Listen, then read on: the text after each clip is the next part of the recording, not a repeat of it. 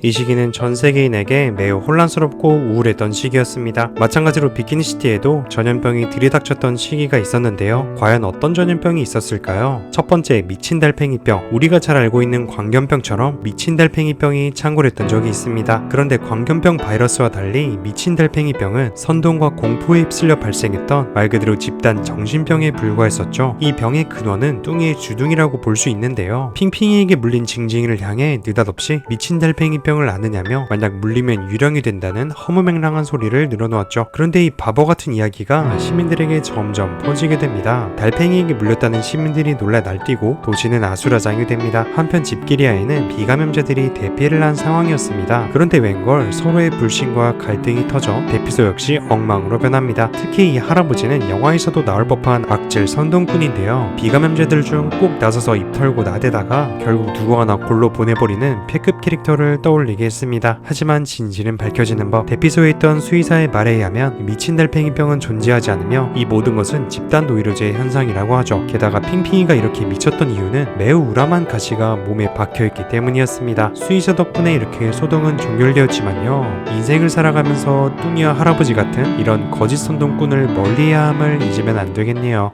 두 번째, 조개감기. 평화로운 어느 날 느닷없이 위생검사관이 가게에 들이닥쳐 이런 말을 짓거립니다. 여기 있는 누군가가 강력한 전염성을 가진 병에 걸렸습니다. 조개감기.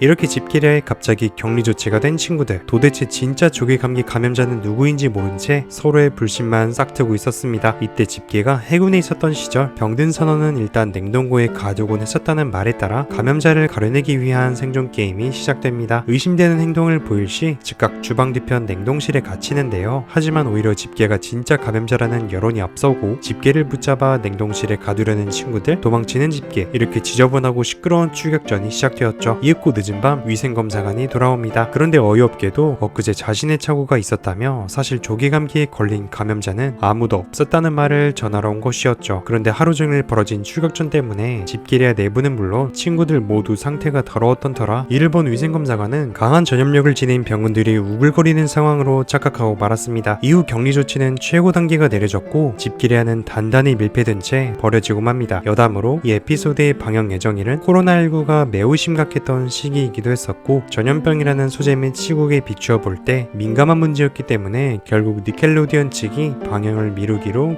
결정했었다죠. 특히나 미국은 당시 피해가 엄청났기 때문에 더욱 방영을 미룰 수밖에 없었을 것입니다. 세 번째, 곰팡이 전염병. 스폰지밥이 정체모를 곰팡이균에 감염되어 친구들 및 시민들에게 옮겼던 사건이 있었습니다. 단순한 접촉만으로도 감염되며 감염 부위를 긁을수록 점점 퍼져 결국 균이 온몸을 덮게 됩니다. 징징이의 감염자 확인 제보로 스폰지밥은 자신의 집에서 의료 관계자들 통제 아래 엄격한 격리 조치가 이루어졌는데요. 물론 그건 오래가지 못했습니다. 심지어 워커홀릭 스폰지밥은 이 꼴을 하고도 출근을 해야겠다며 집기리아로 나서는데요. 한편 집기리아는 징징이가 전파한 곰팡이균이 게살버거 및 손님들을 잠식하는 중이었습니다. 때마침 스폰지밥이 출근을 했고 이 사태의 원인으로 지목된 스폰지밥은 시민들에게 공격당하기 시작합니다. 결국 곰팡이균은 사방으로 튀어 집기리아는 난장판이 되어버렸죠. 그러나 뜻밖의 영웅 바로 핑핑이가 등장합니다. 핑핑이는 곰팡이를 접목하면서 하마터면 더 광범위하게 퍼져버릴 뻔했던 곰팡이균 사태를 비로소 종식시켰죠. 실제로 달팽이는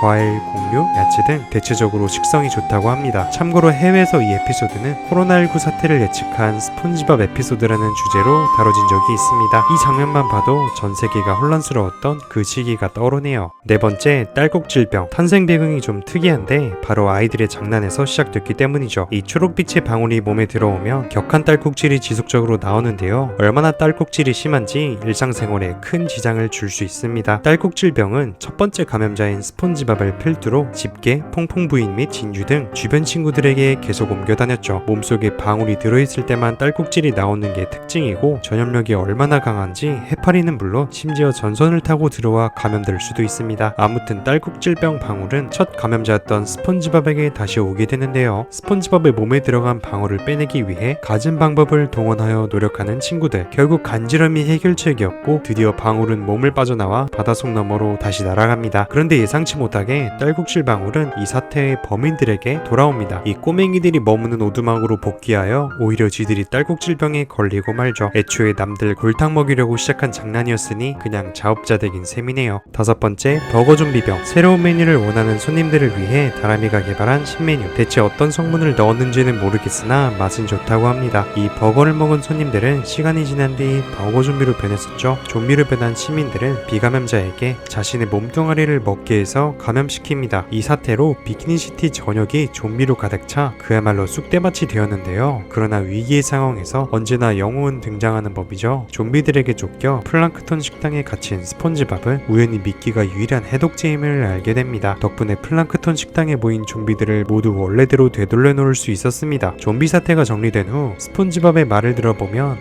과학적으로 연구한다고 꼭 맛있는 버거가 만들어지는 건 아니에요. 오리지널 게살버거는 있는 그대로가 제일 맛있거든요. 건강한 음식 섭취의 중요성을 다시 깨닫게 해주는 것 같습니다. 우리 이렇게 되지 않으려면 음식 섭취량을 조절합시다. 오늘 비키니시티에 퍼졌던 전염병에 관한 이야기는 어떠셨나요? 오랜만에 시청해주셔서 감사하고 저는 다음에 새로운 영상으로 다시 돌아오도록 할게요.